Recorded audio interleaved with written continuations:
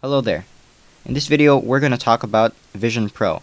This was the product that Apple introduced a little over a month ago at their WWDC 2023 event. Now, Vision Pro is Apple's first augmented reality headset, and I will be telling you a little more about it while also sharing a few of my thoughts on it with you. Now, before this was released, there have been rumors from various tech insiders saying that Apple will release their own version of the virtual reality headset.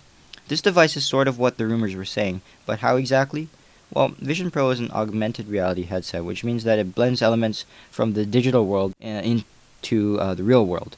Now, this design looks very high quality and very futuristic. Now, apps will float in the environment around you when you're wearing the headset, and you control them with not a controller, but both your hands and your eyes.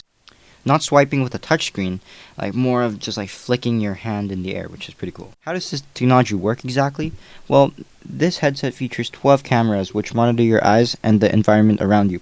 It also has a bunch of other sensors which monitor your hands to control the headset. Vision Pro runs Apple's newest operating system, which they're going to call Vision OS. Apple says that this device will feel, of course, new, but also very familiar when you use it. They also say that this device will introduce something called spatial computing. The thing that impresses me the most is the ability to use this device as an external monitor for your MacBook. Just approach your MacBook, open it, put the headset on, and then start working. And the windows will float around you. That's pretty cool, in my opinion.